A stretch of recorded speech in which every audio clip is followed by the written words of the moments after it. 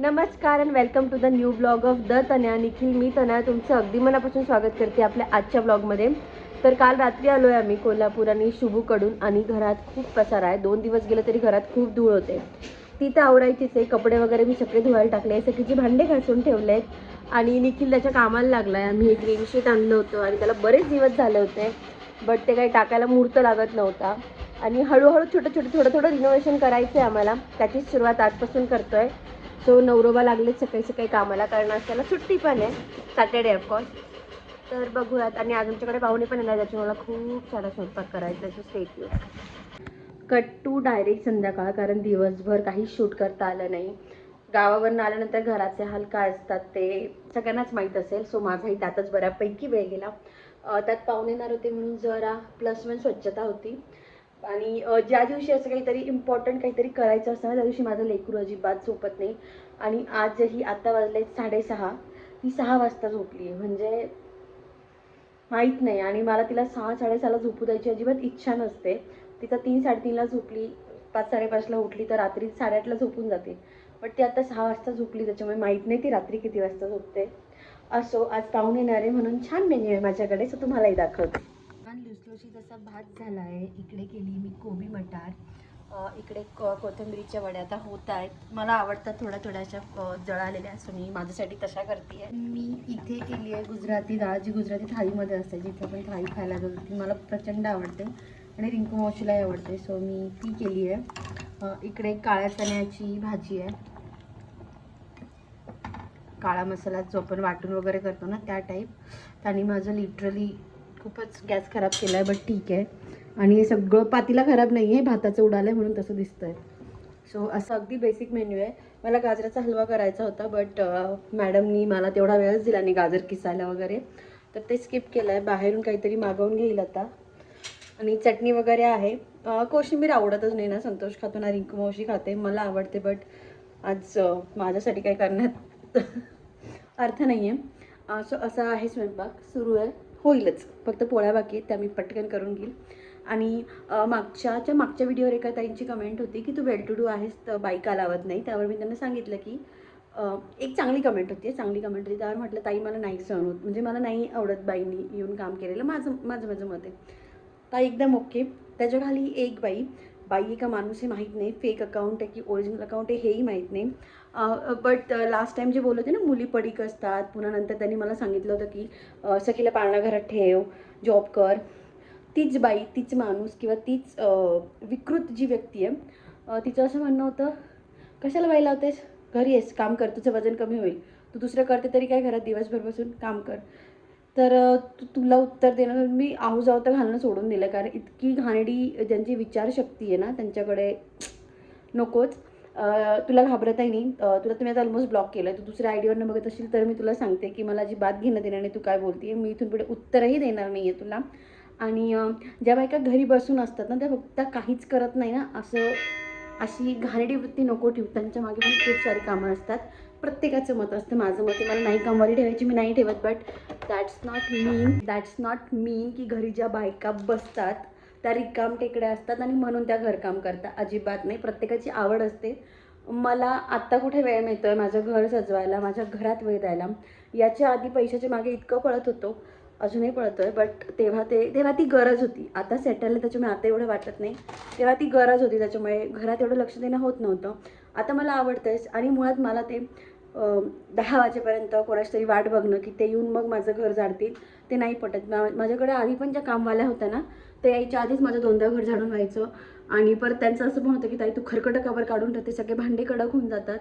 तर मी खरकटं काढून असे ओले करून ठेवायचे भांडे, बट नव्हतं जमत, मला नाही जमत, आपले सूत्र नाही जमत. तर माझं इतकंच, मी 2च कामवाल्या होत्या.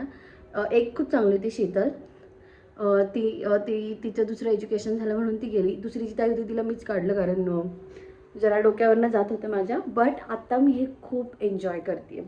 तुम्ही म्हणाल नवीन आहे म्हणून एन्जॉय करते आहे. मे बी मला जॉब मिळाला ह्या महिन्यात, पुढच्या महिन्यात, वर्षभराने, तर मी लावेल. नाही तर मी ही फेज खूप एन्जॉय करते. सकाळी उठणं, सखीसाठी काहीतरी करणं, निखिलसाठी काहीतरी करणं. मुळात मी खूप वेगवेगळे पदार्थ पण ट्राय करायला लागली जे मला येत होते आणि मी सोडून दिलं होतं करणं वगैरे. सो जे आहे ते आहे. Stay tune. सिया आणि सखीची मस्ती पण बघा पुढे काय ते. तर सध्या थंडी सुरू आहे आणि यामध्ये स्किनची काळजी घेणं is very tough one. But माझी स्किन अजूनही छान दिसते आहे, कारण मी क्युअर स्किनचे जे प्रोडक्ट मी लास्ट टाईम घेतले होते ते मी अजूनही यूज करते आहे. त्याच्या कॉस्टबद्दल वगैरे खूप प्रश्न येतात, तर त्याची कॉस्ट डिफरंट असते. तुमच्या स्किनप्रमाणे ते तुम्हाला चेंज करून देता. त्याचबरोबर या ॲपमध्ये तुम्हाला डाएट कसं घ्यायचं, देन वॉटर इंटेक कसा हवा, लाईफस्टाईल कशी हवी, याबद्दल पण बऱ्याच गोष्टी सांगितल्या जातात. आणि मला तर खूप फरक जाणवतो आहे. ज्यांना माहीत नाही आहे हे ॲप कसं यूज करायचं त्यांना मी परत पटकन एकदा सांगून देते की ॲप कसं यूज करायचं आहे. तर ॲप सुरू केलं ते विचारता की स्किन प्रॉब्लेम आहे की हेअर प्रॉब्लेम. मला स्किन प्रॉब्लेम होता आणि मोस्टली तो ॲक्ने स्कार्सचा होता, तर मी तो सिलेक्ट केला. त्याच्यानंतर मला जो इश्यू आहे पिगमेंटेशन, डार्क स्पॉट, अंडर आयचे जे सर्कल आहे त्याबद्दल मी त्यांच्याशी बोलायला सुरुवात केली. चॅटिंगवरती जे असतात ते डर्मेटॉलॉजिस्ट असतात, त्याच्यामुळे आपल्याला प्रॉपर गाईड करतात. मग स्टार्ट झाल्यानंतर त्यांनी मला विचारलं की ॲक्च्युअल प्रॉब्लेम काय आहे. तर मला पिगमेंटेशनचा खूप जास्त इश्यू होता कारण आता नाही आहे तो. तर मी त्याबद्दल त्यांच्याशी बोलली. मग तो किती महिन्यांपासून आहे, तर मला मोस्टली डिलिव्हरीनंतर होता, तर मी त्याबद्दल सांगितलं.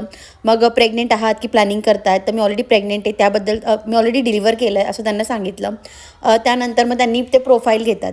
आधी फ्रंट प्रोफाईल घेतली, त्याच्यात माझे पिगमेंटेशन, डार्क सर्कल जे काही होतं ना ते सगळं नीट छान डिटेक्ट झालं. त्याच्यामुळे मग त्यांना पण इझी झालं की नक्की इश्यू काय बघायला. आणि माझे एवढे डार्क स्पॉट्स हे मलाही माहीत नव्हतं, सो माझ्यासाठी इथून जरा धक्काच होता तो.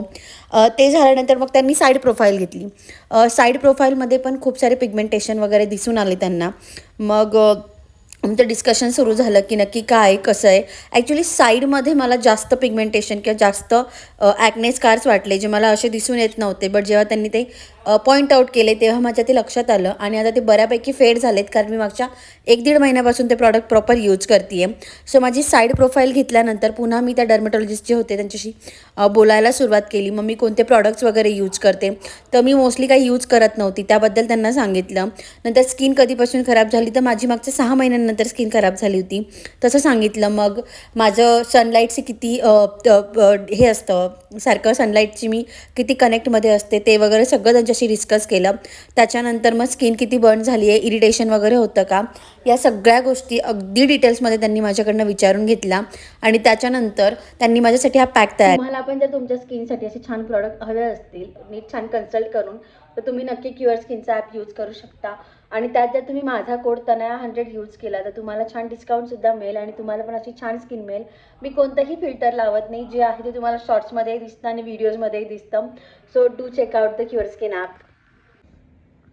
मी जेव्हा पण व्हिडिओ ऑन करते ना की माझी लेग चालून दाखवेल, बरोबर खाली पडते. मी तुमच्यासाठी तो ट्राय करते, बट आम्हाला नाही चालून दाखवायचे सगळ्यांना, राईट? तर एक ताई आहे, त्या म्हणत होत्या की त्यांचं बाळ जवळजवळ 14-15 महिन्याचं झालं आहे पण ते चालत नाही आहे. तर प्लीज असं म्हणू नका, कारण प्रत्येक बाळाची वाढ वेगळी वेगळी असते. सखी लवकर चालती आहे, बट सखी 1.5 वर्षाची असताना चालली असती तरी पण काही इश्यू नाही, तरी पण ती हेल्दीच असती. आणि प्रत्येक बाळ वेगळे वेगळे असतं. लाईक सखी थोडी बारीक आहे, त्याच्यामुळे सखीनी लवकर तोल सांभाळून ती चालायला लागली. त्याच कम्पेअरला बघायला गेलं तर गौरीची तब्येत जरा जास्त होती, आमच्या मिहीरची तब्येत जास्त होती, तर ते दोघंही लेट चालले. गौरी 15व्या महिन्यात चालली होती, मिहीर पण 14व्या महिन्यात चाललं होता. तर बाळ चालतात, हळूहळू चालतात. आणि तिला आम्ही काही वॉकर वगैरे यूज नाही काही करत आहे, त्यामुळे पण बहुतेक ती थोडी हे होत असेल. बट बऱ्याच जणांनी सांगितलं की तुम्ही वॉकर यूजही करू शकता, बरेच जणांना नाही पण करू शकत. बट मी त्या कमेंट वाचल्यानंतर नाही घेतलं ते वॉकर, कारण ती ऑलमोस्ट आता ती उभी पण राहायला लागली होती, छान तोल पण सांभाळायला लागली होती. तर प्लीज असं म्हणू नका की माझं बाळ नाही चालत आहे. प्रत्येक बाळ वेगळं वेगळं असतं आणि ते त्यांची आणि मस्त त्यांची ग्रोथ करत असतात. तुमचं बाळ कदाचित चालत नसेल, बट त्याच्याकडे अजून काहीतरी गोष्ट असेल जी सखीमध्ये नाही आहे. कारण आमच्या इथे सखीच्या आईचे 2-3 बाळ आहेत आणि प्रत्येक बाळामध्ये काहीतरी वेगळं वेगळं असतं. सो सगळे बाळ गोड असतात आणि हळूहळू तुमचं पण बाळ चालायला लागेल आणि अजिबात इश्यू नाही आहे त्याचा काही. सो असं उगाचच सखी चालते म्हणून तुमचं बाळ काहीतरी थोडं कमी आहे असं मानू नका, कारण तुमच्या बाळाकडे जे आहे त्याच्यातलं थोडंफार माझ्या सखीकडे नसणार आहे. तर असं असतं, चालतच राहतं बाळांचं. आणि सध्या आम्हाला पप्पांना इतकी हेल्प करायची प्रत्येक कामात. मी आज आम्हाला आमचं सोपा येणार आहे उद्या परवा, त्याच्यामुळे मला गाद्या सगळ्या एकत्र ठेवायच्या, त्याच्यामुळे खोळी वगैरे घालते गाद्यांची. आणि त्यात पण सखी मला इतकी मदत करते प्रत्येक कामात. आणि मुली इतक्या गोड असताना मला एक गोष्ट अगदी सांगावीशी वाटते. मी आज ना धुणं टाकत होती वाळत आणि तिने बघितलं की आई बादलीतनं कपडा टाकते आणि वरती टाकते त्या ह्याच्यावर टाकते. तर ना त्याच्यानंतर तिने 5-1 मिनटं माझं निरीक्षण केलं आणि त्याच्यानंतर हळूच ती एक कपडा काढायची, त्या ग्रीन मॅटवर टाकायची आणि मग मी तो उचलून वरती टाकला. तिला इतका आनंद झाला की त्याच्यानंतर प्रत्येक एक कपडा खाली उचलून टाकत होती. तर कळतो पोरींना आईचा जीव जरा जास्तच लवकर कळतो. आणि आज मी तुम्हाला दाखवते सखी काय करते. सी सखू, ए सखू, नाही पप्पाला ऑफिसवाले घरी काढून देतील. बरा तो चांगला आहे. ॲक्च्युली आमची रुहीकडे असा एक लॅपटॉप आहे ज्याच्यावर सखी ती खेळायला गेली होती तेव्हा तिच्यावर बसायची आणि तिला हा लॅपटॉप तोच वाटतोय. त्याच्यामुळे काल परवापासून हे आमचं जरा जास्त वाढलं आहे आणि पप्पा काय आम्हाला रागवत नाही आहे. पण आई आता पटकन फटके देईल तुला. बाय द वे टिकलीत माझी सखी कशी दिसते हे मला नक्की सांगा.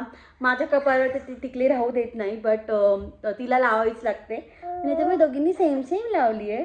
सो डू कमेंट की आम्ही दोघी किती किती गोड दिसतो आहे की नाही दिसत आहे. थंडी सुरू आहे सो थंडीत गाजराचा हलवा तर झालाच पाहिजे आणि मी खूप तो छान करते. म्हणजे सगळ्यांना आवडतं माझ्या हातचा. त्यासाठी एक ट्रिक मी यूज करते. आमच्या ज्या मावशी होत्या वरती राहायच्या त्यांनी शिकवलं होतं आणि तो ऑसम लागतो. सो गाजर तुपात आधी मी असे फ्राय करून घेते आणि त्याच्यानंतर हे कच्चं दूध आहे म्हणजे मी दुधाची पिशवी डायरेक्ट यात फोडली आहे. याने हे जेव्हा जे दूध फाटतं ना तेव्हा त्याचे पार्टिकल जमा होतात आणि त्याने असं एकदम छान खव्यासारखं टाकतं. खवा पण टाकते मी बट याच्यामुळे अजून छान लागतं. ओ तुला भूका लागली ना, झाला तुझं जेवण. थांब, बघितलं ती किचनपर्यंत आली तिचं जेवण मागत मागत. झालंय बाबू तुझ्या जेवण, मी काढून ठेवलाय. जर असं अर्धवट शिजत आलं ना की आता याच्यात मी खवा किसून टाकणार आहे. तर खवा किसून टाकते. खव्यामुळे पण एकदम छान टेस्ट येते याला. या स्टेजला जिथे खवा पण थोडा वितळला आहे त्यानंतर मी साखर घालते आहे. तुम्ही तुमच्या अंदाजाने घालू शकता. मी जरा कमीच घालते कारण निखिलला खूप जास्त गोड आवडत नाही. साखर थोडी वितळली की त्यात वेलची पूड तुमच्या अंदाजे.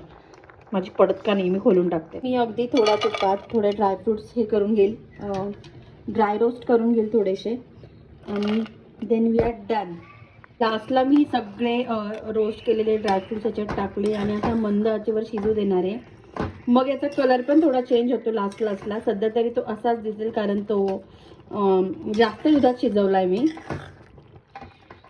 तर आपला ऑसमचा हलवा तयार आहे. बराच वेळ झाला आहे बट आमचं जेवण वगैरे झाले. याच्यातलं बराचला खाल्लाही गेला आहे बराचसा. तर डू ट्राय ही आणि खूपच सुंदर होतो. जसा हॉटेलमध्ये मिळण्यापेक्षा खूप छान होतो जेव्हा तुम्ही कच्चं दूध आणि खवा ॲड करताना. So do try. आमच्या दिवसाचा जसा गोड शेवट झाला आहे, होपसो तुमच्याही दिवसाचा गोड शेवट होईल. ही रेसिपी नक्की ट्राय करा. डू कमेंट की कसा झाला आहे. आणि आजचा व्लॉग आपण इथेच संपवूयात. आणि ॲक्च्युली आज माझे मम्मी पप्पा येणार होते बट वेळेवर कॅन्सल झाला. त्याच्यामुळे दिवसभर निखिल मला चिडवतोय, काय गं तुझे मम्मी पप्पा नाही आले, काय गं तुझे मम्मी पप्पा नाही आले. सो माझा दिवस जरा खालीवर गेला आहे बट याच्यामुळे जरा गोड झाला आहे. सो ही रेसिपी नक्की ट्राय करा. कमेंटमध्ये सांगा कशी झाली आहे ती आणि असंच प्रेम देत राहा मला, निखिलला आणि सखीला. Do like, share and subscribe and thank you so much.